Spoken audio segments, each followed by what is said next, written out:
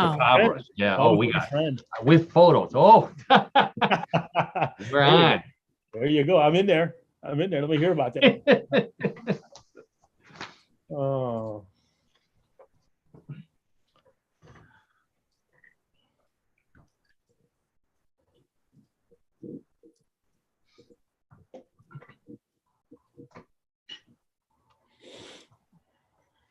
I don't know where that went. Okay, there we are, guys. You know what? I love Zoom, but I don't love it because it changed again this week. But then again, it's the end of June and it's now time for What in the World with Paul Seaburn. That's the guy, yeah, with the white beard, almost looks like Santa, and his sidekick. Ooh, don't start I said off almost, like that, Karen. almost. And his sidekick, John DiNallo, who has been talking sports offline. And it's time for What in the World? That's right. What in the World with me, Paul Seaburn. Hey, everybody out there in podcast land. How are you doing today? We are doing great. It's a nice day in Cleveland, Ohio, which is where we're at. Nice for everybody except Guardians fans. That's why we were talking about baseball. The good news is we're not going to talk about baseball on What in the World because our motto is real news, sometimes strange, always funny, and there's nothing funny about the way the team is playing. However, there's nothing funny about the political news, the business news, the news from around the world. We're not going to talk about any of that kind of stuff. We've got nothing but strange stuff. You may have heard me mention Bigfoot and Chupacabra. We've got Bigfoot and Chupacabra coming out your ear today, including photos. John DiNallo, our sidekick and co-host, host of What in the World of Sports. He's here. And Karen Hale, our media mogul at newclevelandradio.net, producer and also co-host. So I'll put the plug in early here for newclevelandradio.net. Go there. That's our platform. You can find this podcast by clicking along the top of the screen. Click on my name, and they'll show you all the places to go. I want to recommend watching us on YouTube, at some point, because I do have occasionally some photographs that go along with the stories. And as I mentioned, we've got photographs of Bigfoot and Chupacabra this week. So you always want to see those. So get ready for that. Let's see, what else? Some of the stories come from my other job at mysteriousuniverse.org, where I am the editor and head writer. So by all means, pay me a visit over there as well. Check my Facebook page. I like to post some jokes on there and occasionally test out some of the stories. So we're all over the place. But on Tuesday afternoons at 3:30, we're here live on newclevelandradio.net. So let's get right to it. We've got some great stories today. Not just Chupacabras and Bigfoot, John, but a Texas Chupacabra, two Texas Chupacabras, as a matter of fact, and a smiling Bigfoot. Not just a regular Bigfoot, a smiling Bigfoot. Plus, Bigfoot footprints. We've had footprints. We've never had a smiling Bigfoot. So you're going to want to stick around for that. You know how we love strange food. I've got some strange ice cream from Canada. We love extraterrestrials. I've got some money from an extraterrestrial. Not physically with me, because otherwise I'd be out spending it on strange ice cream from Canada. But we've got photos of that as well. Things you can't do on the International Space Station, and things you shouldn't do. Two different things. Very interesting. You'll want to check that out. Lots of world records this week, John and Karen. Lots and lots of world records, and trivia to go along with them. Strange sports. John's got a great strange sport. I just thought of it. John's got a very strange sport for us this week, stranger than usual, and I'll leave it at that.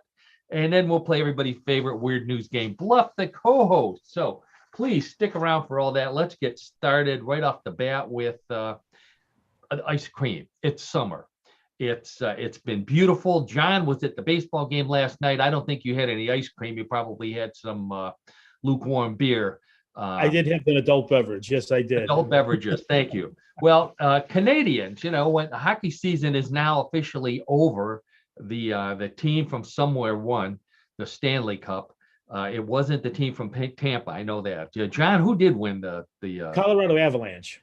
Colorado. Okay, thank you. I guess I should have figured that out from their name.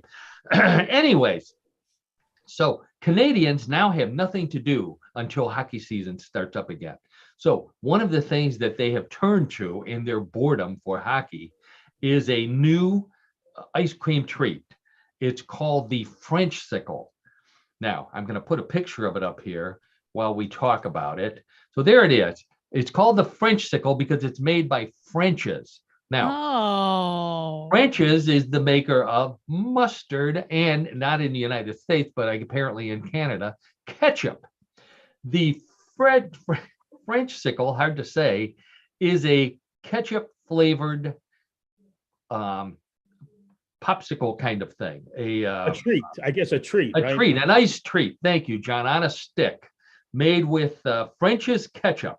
And the package says that its savory tomato flavor is perfectly balanced with a hint of salty sweetness, which, if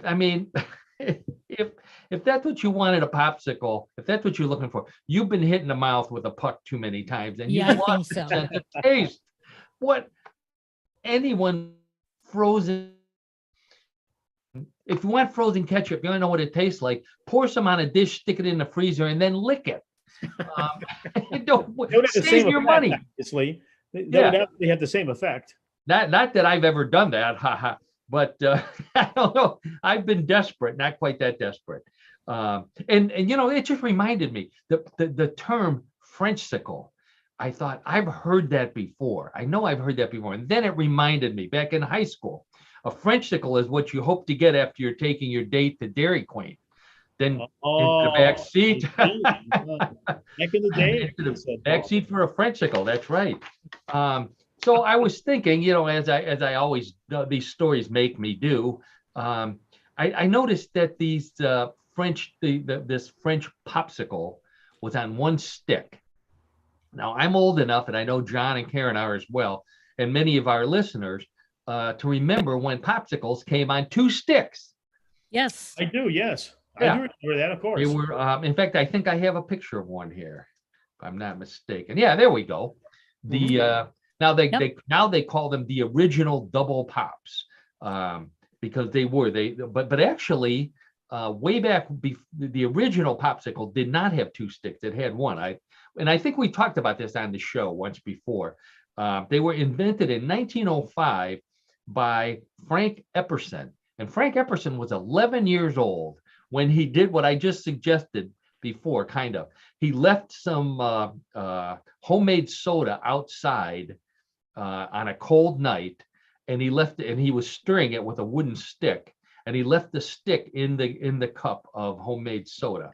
When he woke up the next morning, he went out to get his soda, and it was frozen, and the stick was sticking out of it, and he managed to pull it out and lick it, and decided this was pretty cool.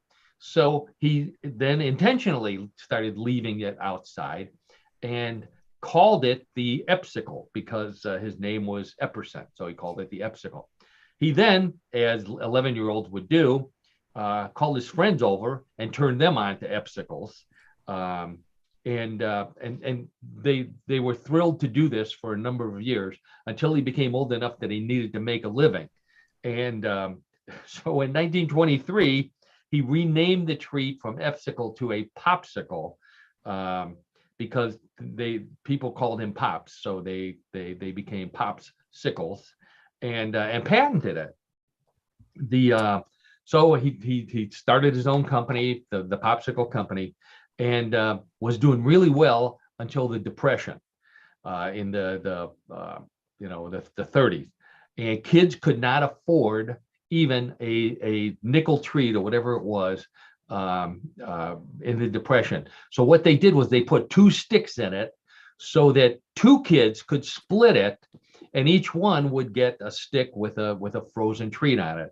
And that's how kids made it through the Depression, and the popsicle company made it through as well. That's an interesting I story, really Paul. thought my brothers and I invented the popsicle because we used to fill ice cube trays with lemonade and put toothpicks in them and freeze Oh, them. great idea. Yeah. Yeah. So how come I'm not getting a share of the popsicle company? Did you do it in 1905? No. No. I guess that's it. That's our answer, I guess. Although, now, I like the toothpick idea. That sounds more like an hors d'oeuvre. That would be an hors d'oeuvre sickle. Yeah. Perhaps, Okay.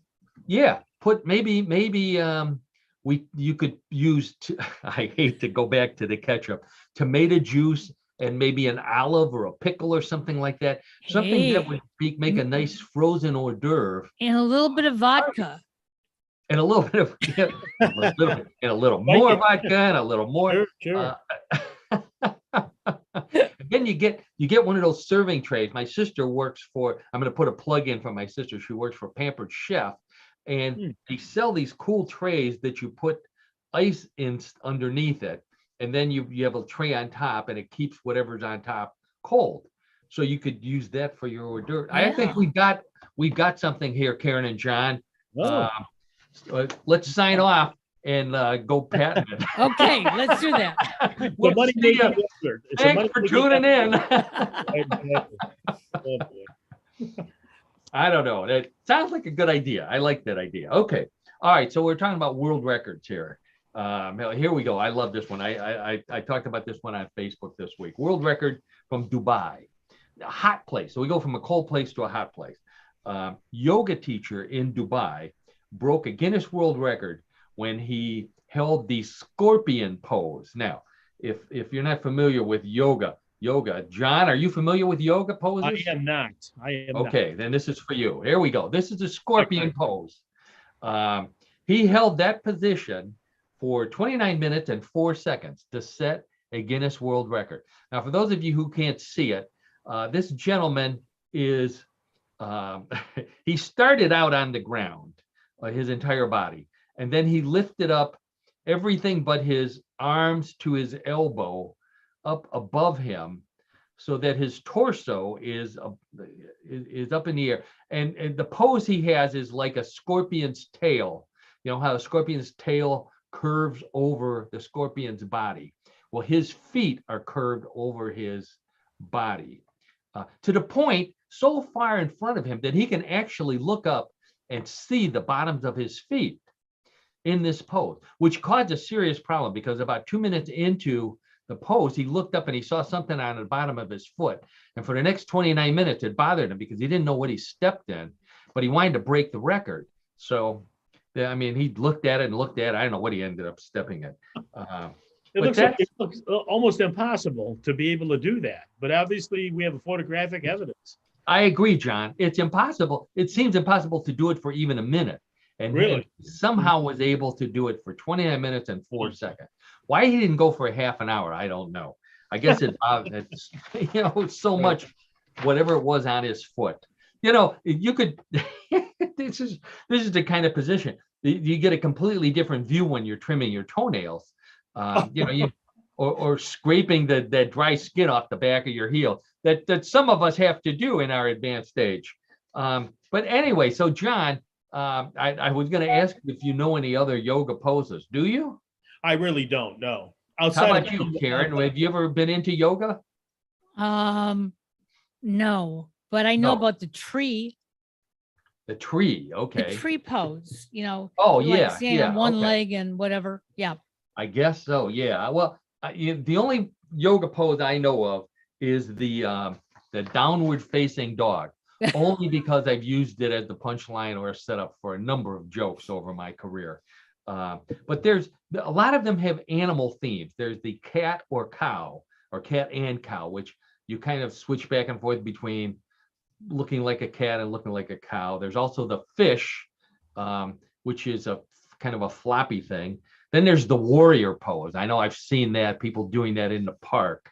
The tree, Karen, that you mentioned, it was actually in the news this week. There was a medical study that said that if you can stand on one leg in that pose with the leg that's off the ground kind of pressed up against the other knee and your hands up above your head like a tree. If you can stand in that pose for 10 seconds, you won't die in the next decade, or your chances of living through the next decade are better. If you can't, you're twice as likely to die in the next decade. So I'm not going to try it then. Just what I was going to say. My neighbor did, and he actually held the pose for 10 seconds. He was thrilled, and then he tipped over and fell and got a concussion. So I don't know how long he'll live now. It's dangerous to do that. But yeah, that's the pose, the tree. I always called it the flamingo, but I guess it's a tree. I did find one pose. I don't have a photo of it, but it's called the corpse, where you basically just lay on the mat. That's my yoga pose for the day. I can do that for 29 minutes and 4 seconds easily, maybe longer. Okay, John, another world record for you here. This one comes from Buffalo, New York. Okay. Park officials in Buffalo, New York. And this has a local twist, by the way. So I mentioned that we're in Cleveland, Ohio. We're actually in the Northeast Ohio area in Brecksville. John and I both grew up in Parma, Ohio. And Parma fits into this next story. So park officials in Buffalo, New York broke a Guinness World Record a couple weeks ago when they assembled a line of 4,280 plastic garden flamingos. 4,280. Now they're wrapped in around and around and around and around, not in a spiral, but back and forth. But each flamingo had to have his nose in the butt of the flamingo in front of it in order for the record to be broken. So 4,280. Meanwhile, in Parma, our old hometown, the police department said they set a record at the same time when they received calls from 2,140 homeowners in Parma reporting their pink flamingos had been stolen. So now I know I had my parents had pink flamingos in their yard. Did you have pink flamingos, John? Well, we did not, but our neighbor right next to us that we had for years had pink flamingos in their yard. Yes, they did. Back in the old days, ours were made of concrete or some sort of cement. They were heavy. They were very heavy. Yeah. Now they're hollow plastic. The lovely Donna has pink flamingos all over the place. As I've mentioned before, we had to get special permission from the Brecksville mayor, a variance, if you will, in order to have pink flamingos in our lush suburb. Whoa! Say that again. You had to get permission from the mayor? You had to get a mayor? variance. Oh yeah. You're not allowed to have pink flamingos in Brecksville. They don't want to have anything to do with Parma. Okay. Hey, Ruby, if you're listening, it's a joke. Okay. Don't raise my property taxes or whatever. So anyways, there's our little Parma joke for today. Another world record. Here it comes. Nick DiGiovanni of the US and Lynn Davis of Japan teamed up to set a Guinness World Record for the world's largest chicken nugget. Take a guess. You know, the chicken nuggets you can hold 6 of them in the palm of your hand. Take a guess what the world record chicken nugget might be. How big it is. Karen, how about you? Half the size of a football field, so 50 yards. We need to stop talking about sports before the show. John, I'll give you a hint. It's smaller than that. It's about 2.5 pounds. 2.5 pounds. Okay, so it's somewhere in between. I'll show you a picture of it right here. That is the world's largest chicken nugget. It weighed 46 pounds, 3.3 ounces, and took over 12 hours to bake. Now, I think they won this on a technicality because chicken nuggets are deep fried, if I'm not mistaken. Yeah. So they are. It must be too difficult to hold 46 pounds of chicken goop together long enough to dump it into a vat it would have to be like a swimming pool full of, or at least a hot tub full of boiling oil in order to fry something like that. But this covers the top of the kitchen table for those of you who can't see it. That gives you the general idea of how big this world record chicken nugget was. Now, if you were to buy a chicken nugget like this at a fast food restaurant that served Happy Meals, the Happy Meal toy that would come along with this would have to be at least a life-size inflatable doll dressed like a Disney princess in order to fit the theme of Happy Meal toys.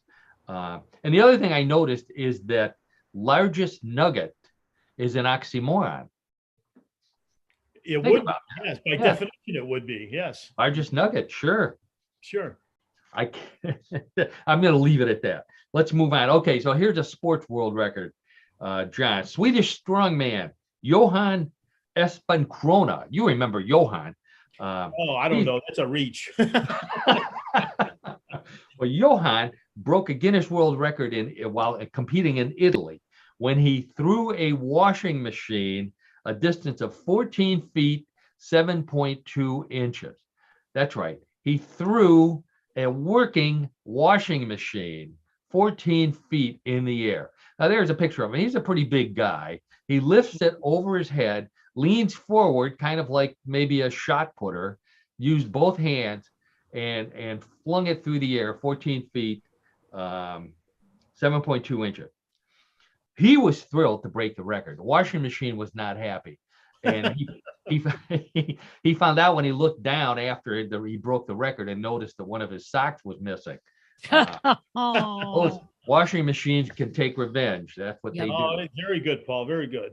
That was, I wonder how he would do with a combo washer dryer. Ooh, Oh. yeah. I don't think you can do them both at the same time. Not to be funny. The same charm. I think, and the other thing is, I don't like that throwing position. I think he should have spun around and flung it. I think that would have been an interesting, possibly a farther throw. Mm-hmm. And we spent far too much time on this washing machine. Real quick though, what's the conflagration in the background? What are all I'm those not things? sure. This is, as I said, this is in Italy.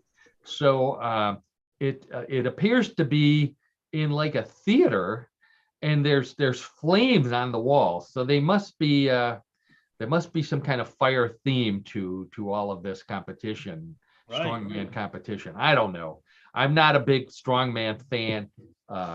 Although I do like some of those ninja shows they have on TV where people have to go climbing things and running through pools, and those are fun shows. There was a show called American Warriors, American Strongman. Anyways, I'm not sure the name. starting to go off. Yeah, bring my honk the horn, get myself back to reality here. Okay, one more world record. This one comes from Oregon citizen Jacob Chandler set a Guinness World Record when he found. Oh, this is my favorite story of the week.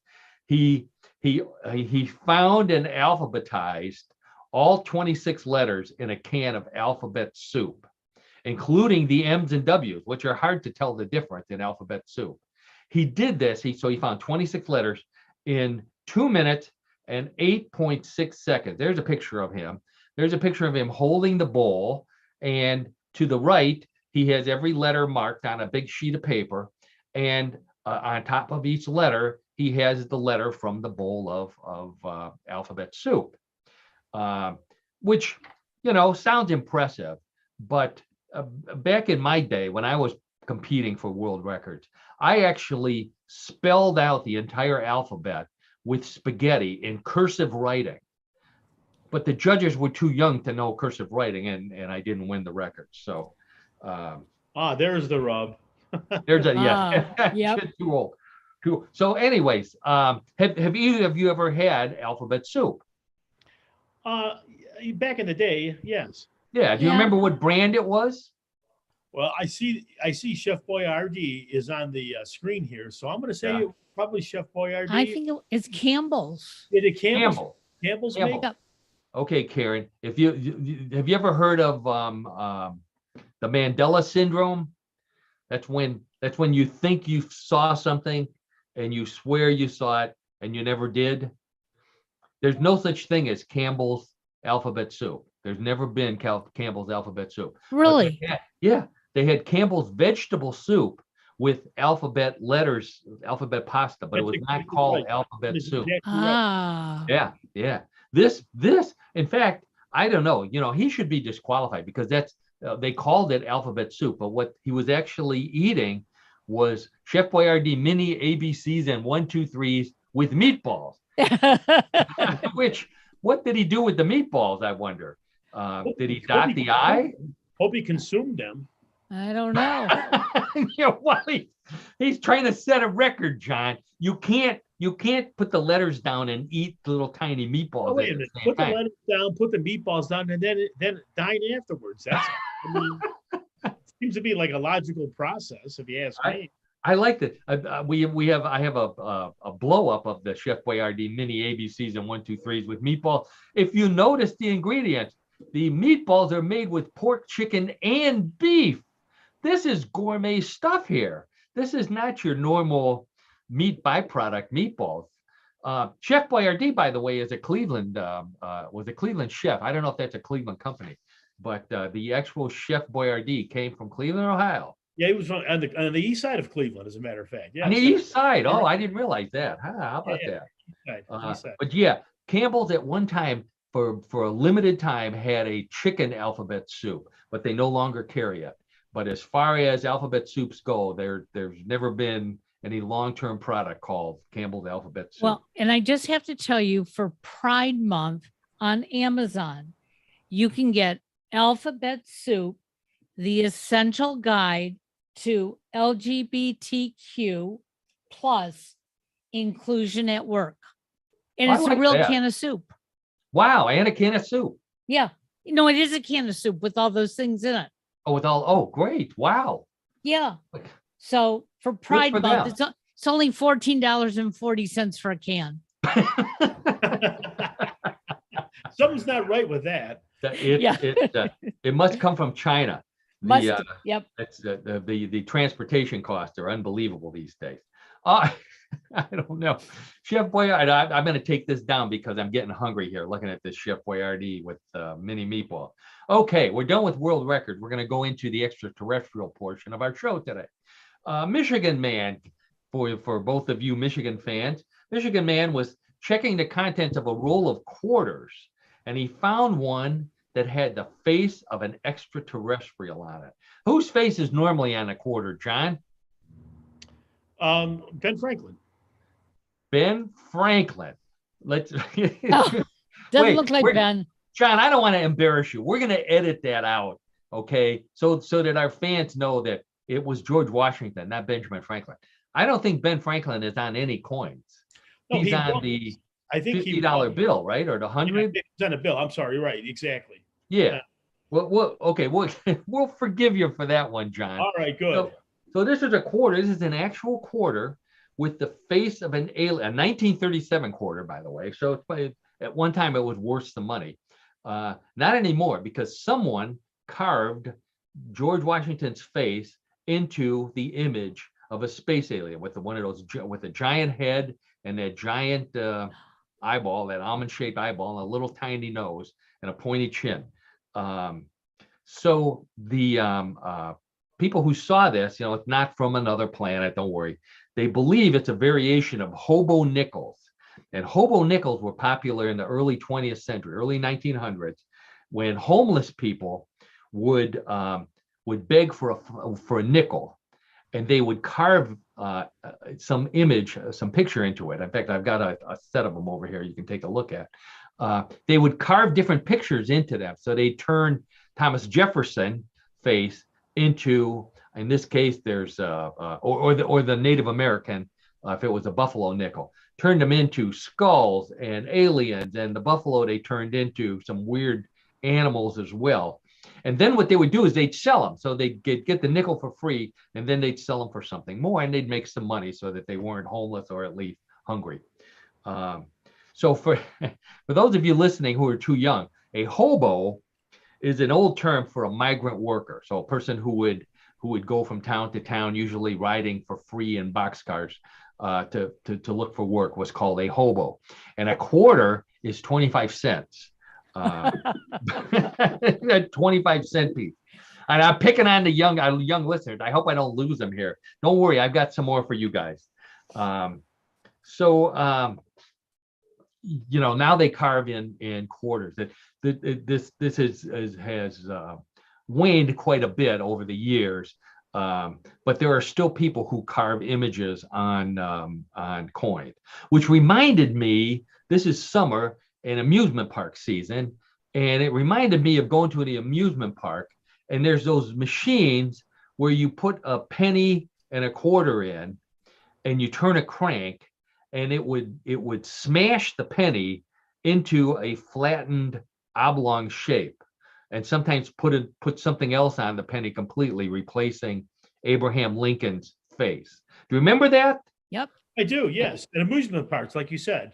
Yes. Yeah. I think I have a picture of some of those here. It turns out that has an actual name. There we go. There's some right there.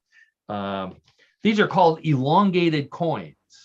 And that was the machine that makes those was invented way back in 1893 for the World Columbian Exposition, the World Fair in Chicago, Illinois, in 1893. At that time, you put your quarter in and your penny, and you got something that had something having to do with the World Fair ground into this oblong penny. Turns out these are very collectible. A lot of people collect these things because I've seen them around the world. I've seen them in other countries besides the United States. So in England, they put a pence in there, and I don't know what a farthing or something it costs to. I'm sure. I don't think they have farthings anymore. Yes, another unit. Yeah, a quid. Yeah, I could never keep any of those straight. So, anyways, yeah, here's a trivia. I'll ask you, John, if you know what the hobby of coin collecting has a sophisticated name to it. Do you know what that name is? I know the name. It's numismatics. There you go, numismatics. Numismatics. If you collect elongated coins, it's called exonumia. So there's any of you Scrabble players out there or crossword puzzle fanatics, there's one for you. Exonumia. People who collect the process of collecting elongated coins. It sounds like it has a Latin origin. I'm sure it does. Exo means out of, or other than, maybe other than numismatics. Mm-hmm. And see, you'll learn a lot on what in the world. You may think that you're here just to hear the jokes and the weird stories and see the pictures of Bigfoot, but we're trying to educate you when you at least expect it. It's educational enrichment, this show. I mean, in a lot of ways. That's right. I'm telling you, even Bigfoot agrees with that. Well, listen to him. Bigfoot's so anxious. Bigfoot's waiting for his pictures to come up. I got a couple more stories, Bigfoot, so just hang on. Now, I don't have a picture of this. I'm going to take the coins down for a second here. So this story comes from Florida. I'll say hi to my buddy Don down in Florida. I know he doesn't live near the Everglades, but he's been in them. Hunters in Florida this week or this past few months captured the largest Burmese python ever seen in Florida. Now, obviously, Burmese pythons come from Burma, which now has a different name. They were released as pets. People bought them as pets. They got too big. Instead of doing the right thing, they released them into the Everglades. And now these things are 18 feet long, 215 pounds. This is the biggest Burmese python ever captured or seen in Florida. It had 122 eggs ready to be laid inside of it, and its stomach had bits of fur bone and a chunk of a hoof, which told the people analyzing it that it had just eaten an adult white-tailed deer. Not only, so 18 feet, 215 feet. This is in Florida. Not only does that qualify as a world record python, it also qualifies as a ride at Disney World. I mean, 18 feet, John. That's 4 more yards, and that's a first down. That's how long 18 feet is. That is very long. Huge. It's almost 2 stories. If you held it up in the air, that's almost 2 stories high. 2 stories high.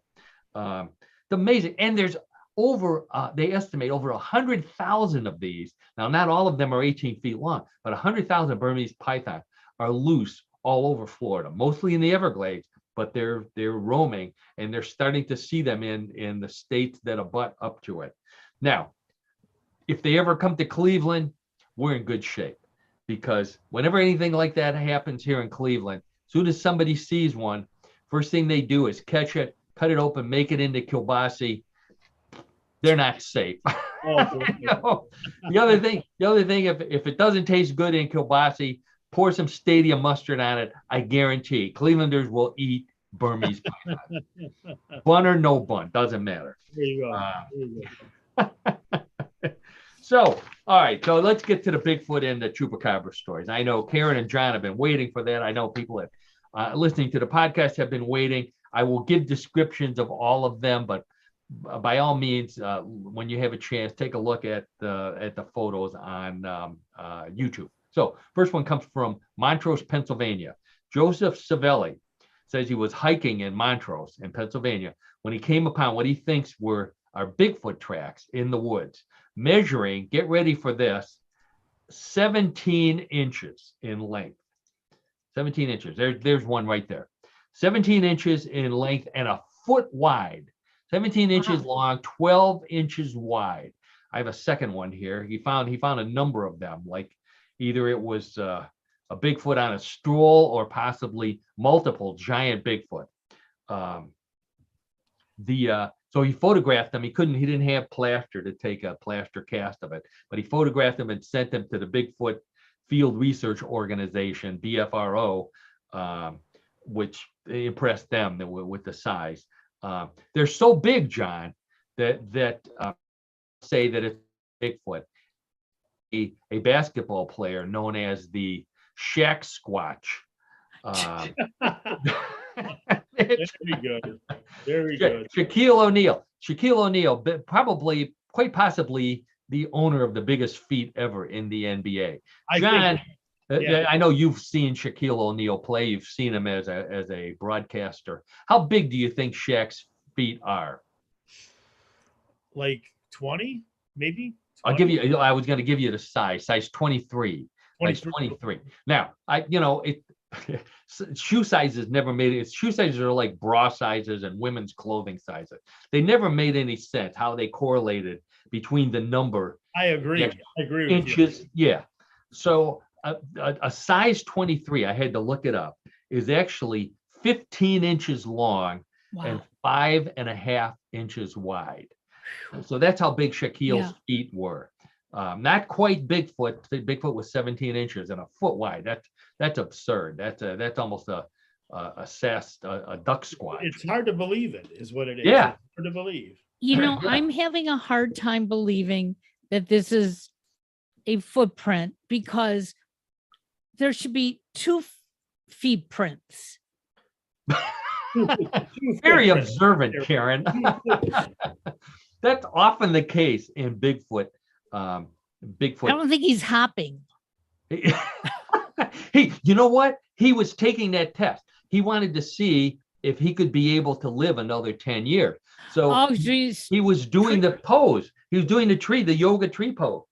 Yeah. In fact, Bigfoot probably so balanced, he was hopping on one foot. That's exactly what what happens is that often the terrain is varied in the woods, and one foot will step in the mud while the other foot will step on something dry or a rock.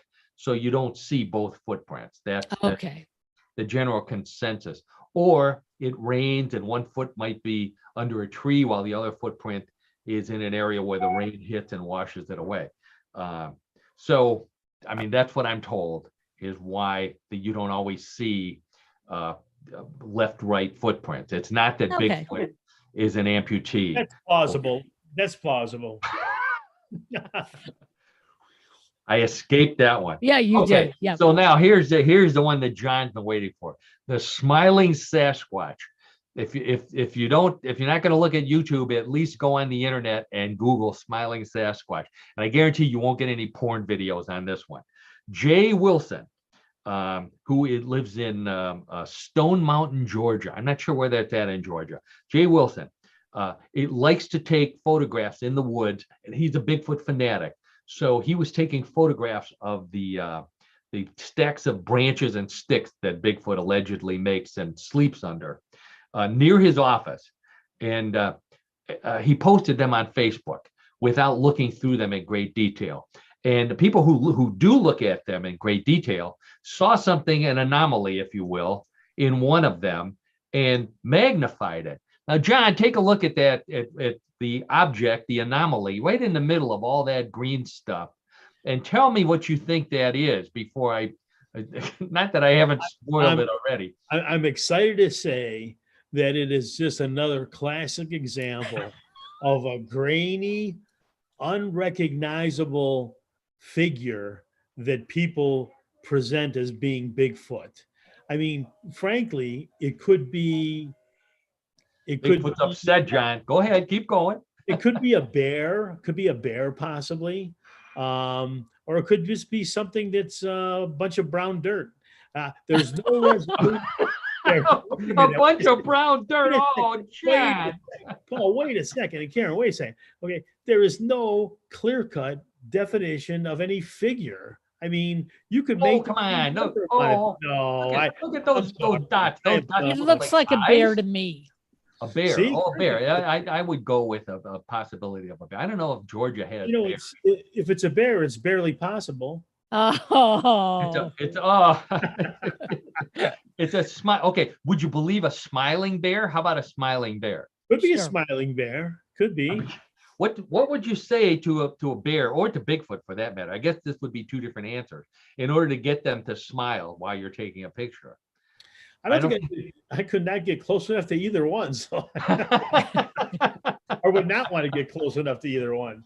Well, this guy obviously wasn't close. But for those of you who can't see it, the picture is blurry. He was far away, and as you magnify, it's vintage. I'm telling you, Paul and Karen, it's vintage. It's a vintage photograph.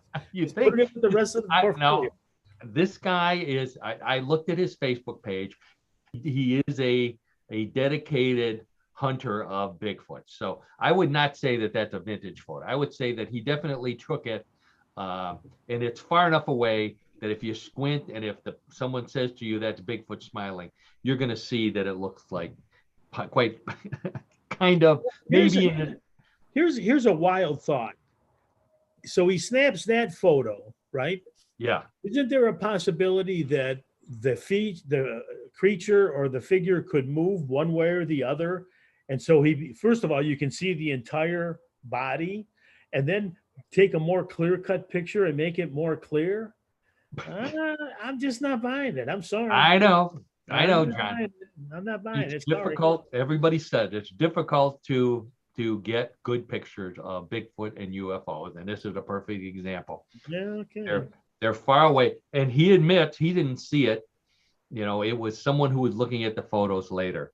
Okay, let's see. Okay, I got a better one for you.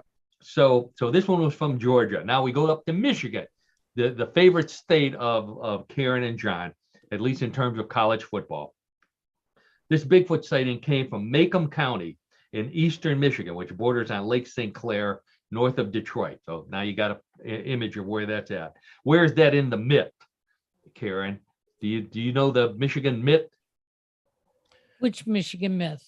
Never mind. The state of Michigan looks like a myth, doesn't it? Oh, myth. Oh, myth, I thought you said myth. No, a myth. It's north of Detroit. North of Detroit. Okay. It's Macomb County. So this was posted on the Macomb County Scanner Facebook page. That's the local media place, and it says this is a Bigfoot doing a late stroll through Shelby Township. So here's Bigfoot. Now they put a nice blue circle around Bigfoot here.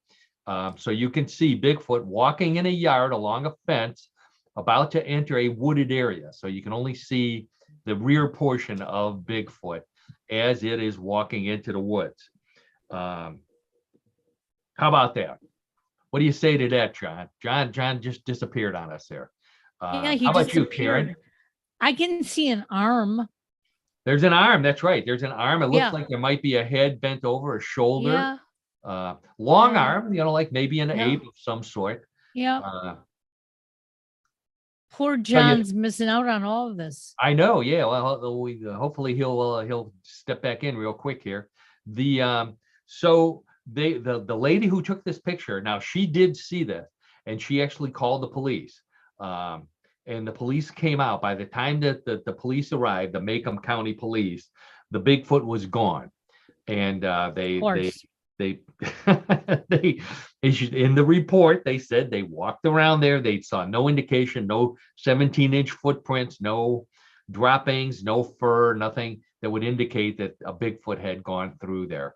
I will point out that because it's so dark and so well formed in this photo, that it looks somewhat like one of those wooden cutouts that you can buy in didn't even garden think about centers. that. Yeah.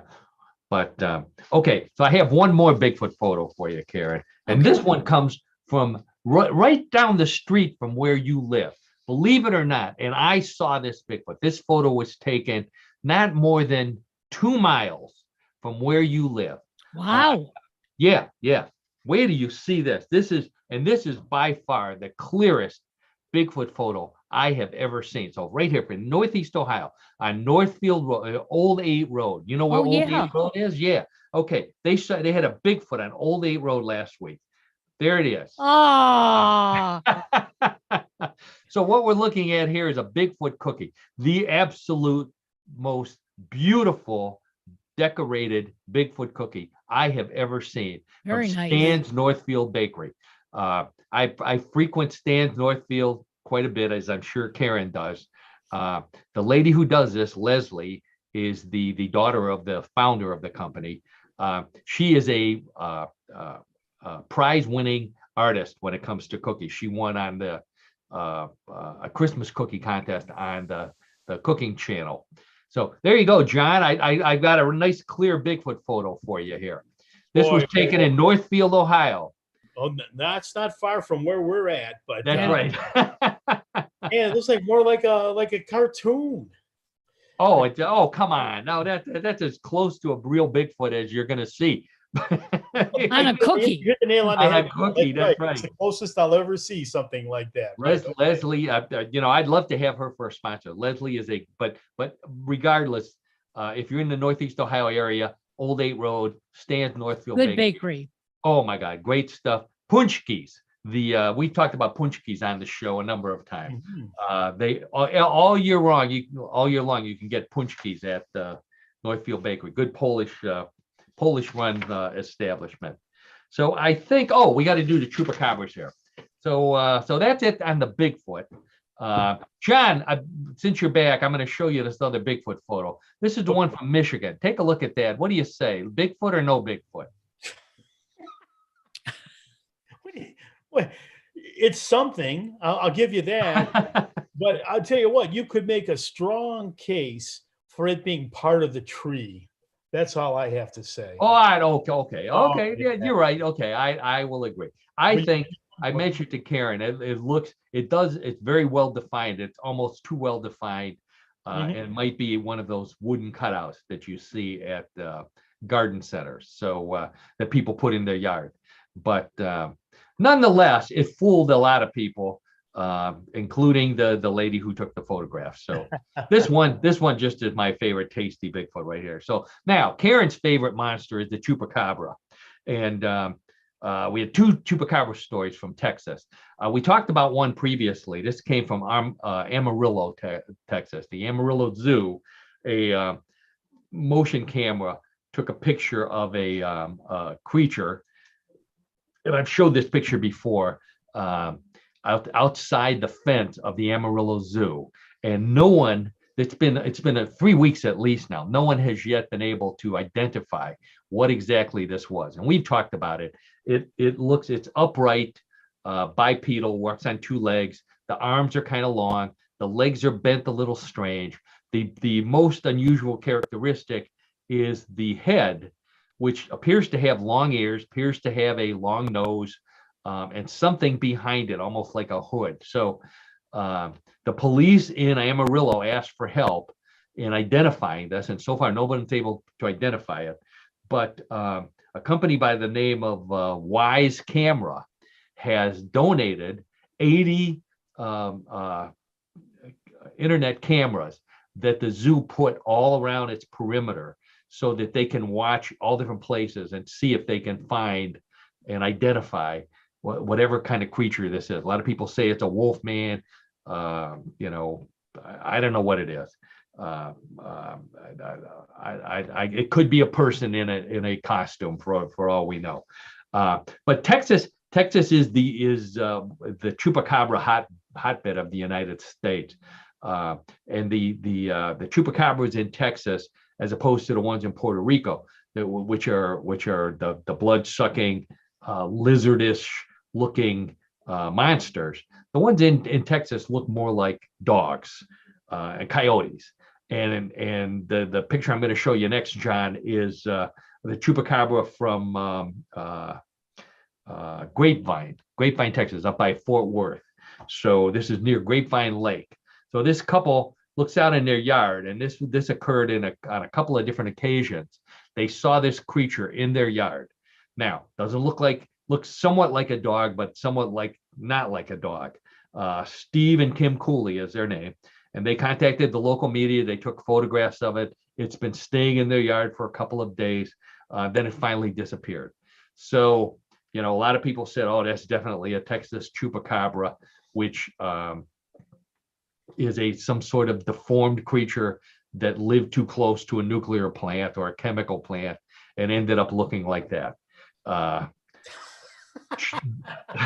John, I know John looks like a mangy dog, which is probably right. I was going to just say that, as a matter of fact. It looks like a mangy dog, Paul. That's what closer to what it is. Yeah, it's probably a mangy coyote.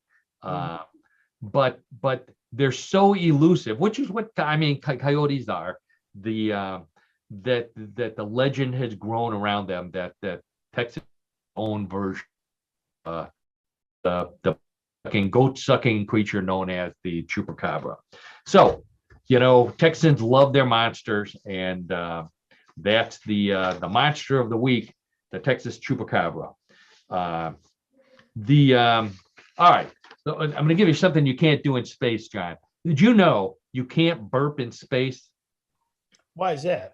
How about well, your the food, the bubbles of the bubbles that form when your food is digesting somehow can't rise back up through your throat. So they're forced to go out to the other end. So this astronaut by the name of Tim Peake, a British astronaut, spent almost a year, I believe, in space. He said that's the biggest problem for him. Well, the biggest problem for him was that he couldn't burp. And so it all came out the other end as passing gas. He said that the gas on the International Space Station is so bad. He describes it as smelling like burnt meat, scorched metallic smell, almost like static electricity when you take your jumper cable off and you've got those static sparks. He says it smells like that all the time. That's not very good. No. The only thing I can think of is it would be good for keeping aliens away. It could definitely do that. Yeah. So anyway, let's move on to sports. We've got Karen back here. We've got John back. So I think we better take advantage of both of them being here and move on to what in the world of sports with John DiNallo. Now, every week I ask John to come up with a strange sport that we've never heard of, something unusual, something from around the world. He's not limited to the United States. Something that maybe we could participate in, although that rarely happens. And John never ceases to amaze us with weird sports. So I've got some great photos lined up for John's story. So while he gets started, I'll get the photos lined up. Oh, you know what I forgot to mention? Oh, I'll mention it at the end. Go ahead, John. All right, Paul, thanks very much. So our sport this week is ferret legging. Now, you heard that. Did a spit take there. Did you say? Yes, you heard that correctly. The name of this sport is ferret, Ferret, as the animal, legging, Legging. Okay. Let me explain. So Please. it's an endurance sport in which ferrets are put inside trousers worn by a participant. Now, it's There also you go, Karen. Doesn't that sound like fun? No, thank you. well, good. That's very that's accurate, Karen, for certain. But anyway, so the sport is also referred to in England as put 'em down and ferret down trousers. And the winner, go figure, right? But wait, the winner is the last one to release the animal. So when you're in competition with someone and ferrets are in your pants, okay, the winner is the person that's going to be able to keep the last one, for the longest period of time. Now, Because you don't just put one ferret in your pants, right? well, let me explain. Yeah, please do. From an origin standpoint, during the Middle Ages, using ferrets as hunting animals to chase rabbits and moles out of their burrows, that action became illegal unless you were the very wealthy. So poor hunters and poachers were forced to smuggle their ferrets past the game wardens, and they smuggled them by putting them in their pants. And now that's how the sport was born, and it eventually became very popular in the UK, throughout the UK, and then specifically in the area of Yorkshire, which is a coal mining region, and it really reached its peak in the 1970s. So it actually spurred on, as you can see in this picture here, sport competition where the competitors tie their pants at their ankles before placing two ferrets inside and securely fastening their belts to prevent the ferrets from escaping. So there's an actual procedure here that you follow. Now, wait a minute. One ferret down each leg. Right, exactly. Now, Okay. now each competitor then stands in front of the judges for as long as he can. And while the ferrets wiggle about and yes, bite right, and all those things. they're trying to do what ferrets do. But anyway, so the competitors, okay, by rule, cannot be drunk or under the influence of drugs, and the ferrets cannot be sedated in any way. And so what happens is the competitors are not allowed to wear underwear underneath. Oh no! Whoa! They have to go commando. Because that would enable the ferrets to have free access from one leg to another.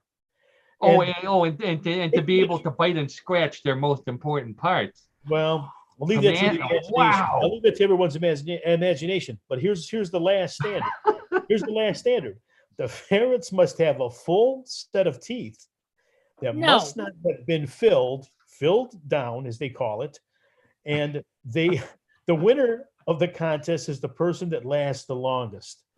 So with two ferrets down their pants. Right, exactly. Now, in 1972, Paul and I were in college at that time.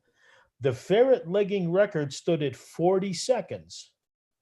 In 1977, Edward Simpkins from the Isle of Wight set the new world record, ready for this, of 5 hours and 10 minutes. Oh, God. With ferrets down his pants. 5 hours. Can you imagine that? No. Now, on July 5, well, Karen, I don't imagine it either. It gets better. It gets better. It does get better. On July 5, 1981, retired miner Reg Mellor set the new world record time of 5 hours and 26 minutes. Now, wow. Mellor's secret was to make sure that the ferrets were well fed before they were inserted into his pants. Wow, how nice is that? Yes, exactly. Now, there was a resurgence also, and then in 2010, Frank Bartlett, a retired headmaster, and Christine Farnsworth, a lady. Here we go. Women can do it too, Karen. Right. So anyway, yep. Okay. So they managed to keep the ferrets in their pants for, get ready for this, 5 hours and 30 minutes. I just got 5 hours. Wow. 5 hours. That's hard to believe. Oh, It's very hard to believe. Now, Oh. for anyone that is concerned about animal safety, no ferrets were harmed in the making of this story. Oh, And for those wondering what the contestants did after the contest was over, we give you this tip from Chuckles the Clown. A little song, a little dance, a little seltzer down your pants. yep. that would give me relief from having a ferret down my pants. Here's a picture of a cute little I ferret. think we would need more than seltzer, that's for sure. But, Oh, no kidding. At least cold. right. Cute So- little ferret inside a pant leg right here. There he is. Wondering what's about to happen, or maybe what he's been through. Ferret legging, ferret down your pants. Oh my God, John, I think that probably the strangest sport we've ever had. I think so. The recent time frame, yeah, the recent time frame, that is the strangest. It really is. Now, So- John did mention the year 1972, because that's when both of us were in college, fraternity brothers at the time. And I don't know if you remember this, John, but there was a rash of ferret legging at John Carroll while we were there. And if I remember correctly, you and I participated in one of the competitions. Yeah, You remember that? I have a vague recollection of that. Maybe if you have a photo, it may bring me more of a. Well, I have the photo. Now, you'll see from the photo that John and I were disqualified from the competition. And you'll see why when you see the photo. Oh, yes. we wore special pants that were I quite. do remember that now. Yes, yes. Hey, listen, we're no fools. I mean, come on. Wow. There's two guys with pants that Bigfoot could fit in. So yeah. the ferret had plenty of room to run around. That's right. He would have had some fun there. Ferret legging from What in the World of Sports with John DiNallo. Thanks, John, as always, for that great sport. And let's get You're welcome, right. Paul. Welcome, Karen. Thanks. Good Thank you. sport. Let's get right to everybody's favorite weird news game, Bluff the Co-host. Bluff the Co-host. I have 3 stories. If you never played before, 3 stories similar to the ones we've been talking about all afternoon. Big difference. Those stories were true. These may or may not be true. They could be real. They could be a bluff. It's up to Karen, John, and those of you playing at home to determine which is real, which is a bluff. Betting is allowed. Karen and John, hands on your buzzer. And let's get right to hand on your ferret. Well, let's get right leave that to one alone. story. Let's leave that I one know. alone, Paul. Leave that one alone. Story number 1. Outside of Poland, the city with the largest population of Poles in the world is Chicago, Illinois. While Chicago's Poles still eat their favorite ethnic foods, many of the old-timers are finding it impossible to convince the kids to learn to dance their traditional Polish folk dances at festivals and parties, because the kids can't pronounce the names of the dances. That's why the Polish Bears of Chicago group has changed the names of the folk dances to sound more like food. This summer, Polish children at its summer dance school are learning new dances: the kielbasa kick, the kishka twist, the bigos booty shake, the mashed potato pierogi, and the cabbage rock and rolls. Enrollment is way up, and the Polish Bears of Chicago expect big crowds for their Labor Day pierogi party in the park. Okay, so the Polish group in Chicago, they can't get kids to learn the folk dances, so they changed them to more fun names after food in order to get kids to dance. What do you say, Karen? Real or bluff? I really hope this is a bluff, that we just don't have to keep changing things, for people to get involved in them. So I'm going to say, great job writing a story, but it's a bluff. The interesting logic there. You're tired of people changing things. Okay. Yep. All right. So Karen says it's a bluff. John, how about you? Well, I'll tell you, on this one, I'm looking the other way because everything is about ease now. Everything is more simplified in some respects, trying to make things easier for people. People don't want to be tasked with things that are involved or what you have to remember and things like that. So in the interest or the spirit of making things more convenient for people, I'm going to say it's a true story. True story. Okay, so John says that the kielbasa kick and the Beagles booty shake are true. Karen says it's a bluff. Let's check with the judges, and the judges say that's a bluff. Score 1-0 in Karen's favor. All right. Good logic, though, John. It was I but that- Very good logic. Yeah, yeah. That's a good that is a good strong statement for tradition, because I'm a traditional guy in a lot of respects. So keep Yeah, your going. I think that's good. It's I had positive. to. I was one of those kids who had to learn ethnic dances, and it explains why I am the way I am today. Okay, so scores 1-0. Let's get right to story number 2. There are many signs you have too much money, but in India, a new one is when you throw a huge birthday party for your dog. That's what an Indian billionaire did recently. For his Labrador Retriever's birthday, he invited 5,000 guests to a party, had it catered with full dinners for everyone, entertained them with a live band, and then celebrated with a 250-pound birthday cake. Of course, it was covered by both the Indian mainstream media and social media. So people around the world watched as the dog wore a purple cardboard party hat and dove nose first into the 250-pound cake. The dog didn't blow out its candles, so he'll have to wait until next birthday for that cute girl retriever across the street to give him a lab dance. All right, so the Indian billionaire who throws a 500 guest party for his Labrador Retriever. What do you say, John? Real or bluff? You know, I think this is one of those questions or one of those stories that you want to believe is not true. But with people that have too much money, and if it's a billionaire and he wants to make a statement, I'm gonna say it's a real story. John says it's a real story. Would you do that for your dog? No. No. Absolutely not.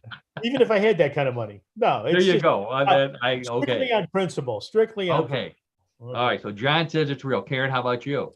I agree with John, because I know people who have more money than they know what to do with, and they do elaborate things. So, hey, why not birthday party for a dog? Okay. So Karen says it's real. By the way, for those of you listening, neither John nor myself are one of those people who have too much money that Karen. Oh, neither do I. Believe Yeah, me. we're all in the same group here. You can We're all send in the us same some. group. There That's you right. go. That's right. There We're you all go. in the same All group. right. We're all same Okay. group. So the guy who invites 5,000 people to his birthday party for his Labrador Retriever, both Karen and John say that's real. Let's check with the judges, and the judges say you're both right. That is a real story. All right, Karen, way to go. Very good. How about that? So scores 2-1. Finally, we have a chance for John to pull ahead with the rule that points are doubled in round number 3. So, when there's not a tie going into round number 3, John can pull ahead. So let's get right to story number 3. Karen, by the way, is still ahead 2-1. If you've ever twiddled your thumbs, you've wasted valuable time you could have used to make money with your thumbs. Lots of money. A woman in England is doing just that. During the pandemic shutdown, she posted photos of her thumbs, which she can bend backwards farther than normal. And the response was so great that she switched to OnlyFans and is now making $13,000 a month, or over $150,000 a year, selling videos and photos of her bending her thumbs backwards. Yes, her thumbs are naked, but the rest of her is fully clothed. So her husband approves of the videos and pics of his wife bending her thumbs, doing it while she drives her car, holds a cup, texts on her cell phone, snaps her fingers, pretends to hitchhike, and lots of other non-X-rated activities. Yes, it's a weird fetish, but she bends her thumbs to point at her critics and say, for 150 grand, you do it too. So, Karen and John, what do you say? The lady who makes $150,000 a year posts selling videos of her bending her thumbs backwards. Real or bluff? Well, sadly in this world, it could be real, but I just need to believe it's a bluff. So Okay. I'm going to say bluff. Karen needs for this to be a bluff. All right, John, she's praying over here. Yeah. John, what do you say? Well, I'm gonna go opposite on this. I'm gonna say it's real, and it's not so much for her doing this, okay, bending her thumbs back, but people are so not gullible, but just to see something different. I could see her making that kind of money because people would want to see it. How much would you pay, John? 0. I wouldn't. I can bend my own thumbs, or I can watch another bend her thumbs. Why would I Look in the mirror. I don't need to. No, I'm not being bitter. I'm just saying I just wouldn't do it. I just walk up to people. I walk up to women and ask them to bend their thumb. They'll do it for free. I just don't. Here it is. I just don't see the value in it. I just don't. Okay. Okay. So John says the lady who makes $150,000 a year bending her thumbs is real. Karen says it's a bluff. Let's check with the judges. And the judges say, congratulations, John. Have a great weekend. That's a real story. Oh, all right. Very good. 113. I don't know how much. I couldn't find anywhere that said how much she charged for a single video. But $13,000 a month. Where do people? I wish I could come up with a scheme. No kidding. Yeah. Well, Karen, great question, Karen. People are trying to find ways to make money always. In various ways and things like that. But it's not beyond people doing that. Yeah. That was kind of my logic to it. So I want Karen. I think I want to work on your frozen hors d'oeuvres. Frozen hors d'oeuvres on a stick. I think that's a winning. I don't know if it's $150,000 a year, but hey, cut me in on some of this action. Yeah. Well, I'll tell you what, Karen, make a tray and send it over to John because he's going to be celebrating this weekend since he won one in the world. Well, for the 4th of July weekend, we all need that. So that's right. It is 4th of July weekend. So everybody be safe out there. I want to thank John DiNallo, as always, for What in World of Sports, for being a great co-host and a good friend. I want to thank Karen for everything she does with newclevelandradio.net, for What in the World, and for also being a good sport and a good friend. Thank you for everything that you do. Everybody check out newclevelandradio.net and all the podcasts there. They're all great. And the thing that I wanted to mention before today is Mel Brooks' birthday. I want to say happy birthday. Happy birthday to Mel Brooks. He said, if you're being quiet, you're not living. So I like that motto, make noise that shows people that you're living. And on that note, go make some noise. That's what we're going to do. And I'll say goodbye until next week. Everybody have a happy 4th of July. Happy 4th.